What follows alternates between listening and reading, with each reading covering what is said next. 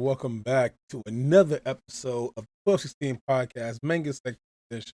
And today we're joined by none other than Tetsu the Third. But to start things off, we have, of course, Yamato finishing up her, well, not finishing up, but still on her mission to go around Wano, similar to what Oda did, and try to make sure that she knows the country before she leaves the country, set sail. So she paid homage towards the Yakuza, of course. Got to see a bunch of the good old friends with Cat Piper and hugged it all out and went from there. She had to pay her dues, pay her respect.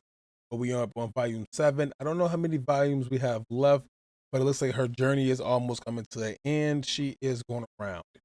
But to get into the chapter title is just chapter 1117A. So as we get right into it, we see that the broadcast is still going strong from Vegapunk. Vegapunk is still out there spreading everything and making sure people know what's around there. And of course, last chapter, he told them about the fact that there are cities below the sea level of floor. So of course, pirates are walking around right now. And they think that they can get down there to get the treasure because they're all greedy for the most part. Pirates are going to be pirates no matter how we look at it. They're going to try their best to get down there past all the merfolk, 200 meters down below, where it's just not going to happen. You're going to be sea beast food. It's a bunch of things that just don't make sense, but people are still going to try. What we have from Nolan himself, so getting inside there and just going strong with it. So of course we have the monk blocks down there doing their talking about having a dive. But then we cut over to, of course, the Navy GS General Hospital, where we see Kobe and the other Marines that are inside that were involved inside the rescue mission back safe. And of course, as they listen on to everything, they're trying to write it all down, but can't keep up with us. So Kobe, of course, is starting to get a little fatigued, and he wants to kind of lay down, and somebody else is going to should hopefully take over as the scribe to make sure that everything is in order, because Kobe is the captain. He doesn't have to do a whole lot as he should anymore, but at the same time, man, Captain Kobe, and it rolls off the tongue at this point. He's going to always be the one to be the parallel for Luffy, so he's always up for more information for the most part, but he gives me more of a Sabo vibe of the Revolutionary Armies. So Kobe is getting that. I need to make sure I have everything documented down, go from there. But of course, his team is there. They're going to help him out, of course. And we also have EX Drake there in the hospital as well. As we know, Tashigi is also in there because Smoker called in upon her, asking her where was her whereabouts at. She gave up the location, saying that she was at the hospital for the Marine base at GS. So, of course, the world is getting into shambles. What I mean by that is that all this information is coming out bit by bit, but it's only so much that people can speculate to be the truth versus not be the truth. What exactly did Roger leave behind? People want to know what was left behind. But of course, we know that that's not the way to go. Vegapunk, something has to happen before you spill the beans, because even Ridley said, let these youngsters have their adventure. But we cut back over to Egghead where all the action is going down, and Nami's calling in, looking for everything because the barrier is coming down now. So Edison let the barrier down. They have the cloud that is fully extended to the part where it can be extended to. And of course, we know that Jinbei and Zoro are en route to them. So they tell them straight up, hey, we got to make a move right now. It's time for us to go. Enemy ships are right there where we're going to be landing at. So, of course, get the cooler burst ready. And the cola barrels are all stacked up and they good to go at any time when it needs to be there. But Nami is calling in to Jinbei and asking him where he's at. And Jinbei responds back that they're on the heels of a mysterious monster. And of course, they think to themselves, oh, well, they took a detour. But no, this mysterious monster is actually heading towards the Straw Hat ship. And it's not a mysterious monster, it's a mythical beast himself, Ethan, one of the five Gurusei. And he's charging up attack to, of course, try to stop the Straw Hat. But what happens is Jinbei and Zoro combine an attack with his Fishman Jutsu piggyback in order to throw Zoro all the way around through, as Zoro comes out with his two sword style Restful Paradise Roshamon.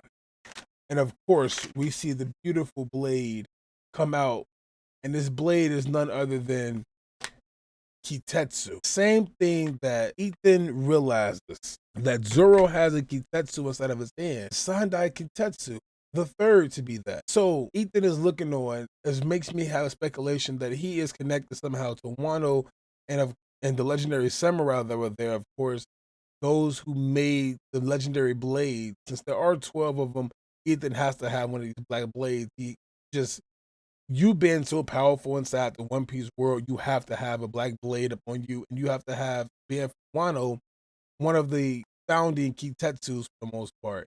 And I'm sure that's what he does have, because he realizes it as him and Zoro collide. But Zoro ends up knocking back Ethan like he wasn't nothing. And Zoro gets knocked back as well, but gets caught by Jinbei. And they tell them, of course, just push off, get off this cloud. We're gonna jump down to you. Mind you, it's a fishman and Zoro, of course, so they can both swim underwater. There's no Thera fruit abilities going on between Jinbei and Zoro. They can get right into the water and be safe and catch up to the ship. Then we hear Bonnie's voice scream out, "Where are you, Straw Hat?" The intercom isn't working, so of course Luffy does what Luffy always does and just shouts out, "I'm almost there. Get the ship moving." He's gonna most likely do a Gum Gum rocket to land on top of the ship and get going. But he is on the back right now of Dorian Bragi, as Dorian Bragi are running as well, trying to get their ships, and all the Elbaf giants are now in full on attack mode. They're destroying the ships that's at bay. They're making sure they get them out the way. They're hopping in the water, getting all the Marines back. And out of nowhere, we see a giant cannon fly right into the side of one of the Elbaf ships, and it puts a hole inside of it. And it's none other than Vice Admiral Bluegrass. And it's none other than Vice Admiral Bluegrass. Of course, Vice Admiral Bluegrass, she has the ability to, of course, command non-living creatures and items and things like that. So she went with the mechanized sea beast, used the powers, and of course put the hole inside. And as the Giants realize there's a hole inside there, here comes Vice Admiral Doll Sexy Ass flying up with a rock and roll blaster and simply rocks the giant right out of his fucking socks as he's looking down, got distracted about what Bluegrass did. So now we have our brawlers out there, and Kashi took one right to the damn chin by Doll. But as the chaos is going on, it seems to be chaos has also simmered down, because now that we have the fatal getaway now, and we're on the home stretch to get away from Egghead Island, and Luffy, of course, was running with Dorian Bragi from Jay Garcia, looks behind him, and he doesn't see Jay Garcia there anymore. So at this point, he's like, what the fuck just happened?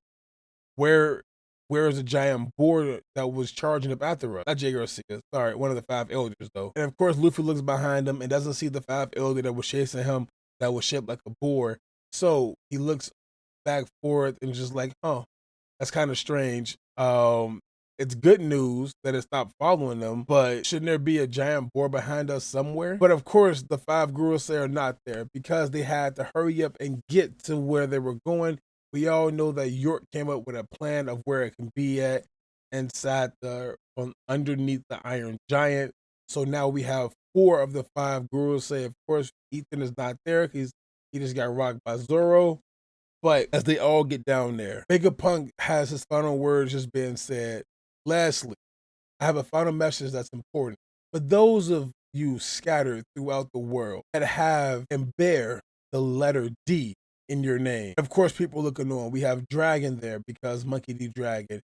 Sabu's thinking about Ace and Luffy. And of course, Kobe's thinking about Luffy and Garp. We have Blackbeard. We have Law. Beppel's thinking about Law at the time. It's time to get uncovered now. The truth.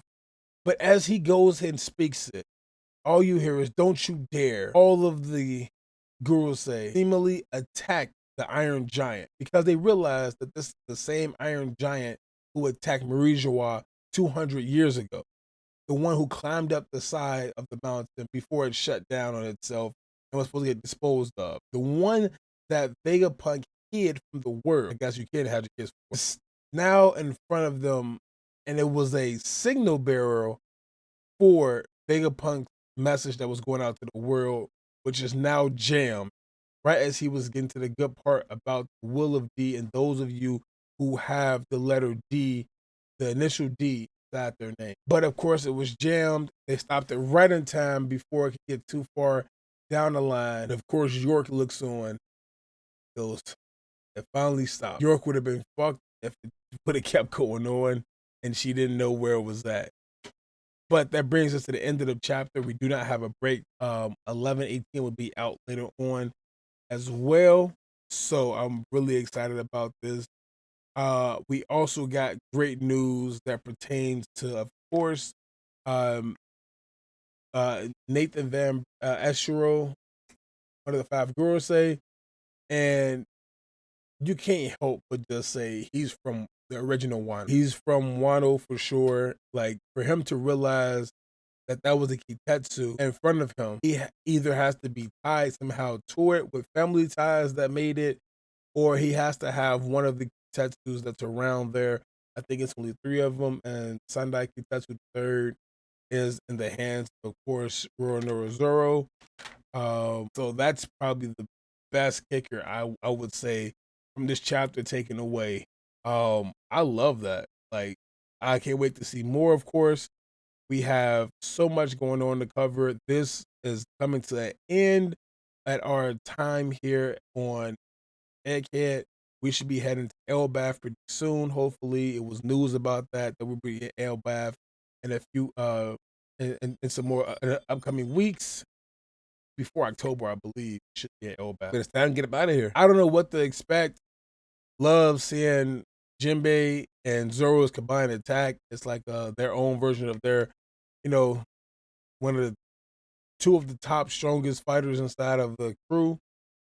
But to see that Zoro came through with this move, and was able to knock back one of the five gurus, they just goes beyond to show his strength is seemingly increasing. So I can't wait to see what we have next stored. This is 12 for the Twisting Podcast. If you enjoyed the manga reaction, make sure you guys are telling us down below in the comment section. And also, where do you think the other four of the gurus say might be held from? What green, what realm, what area? East Blue, South Blue, North Blue, Grand Line. Where do you think they come from? Let's see what we can do with that. This is 12. And Sunday, keep touch the third. Signing off.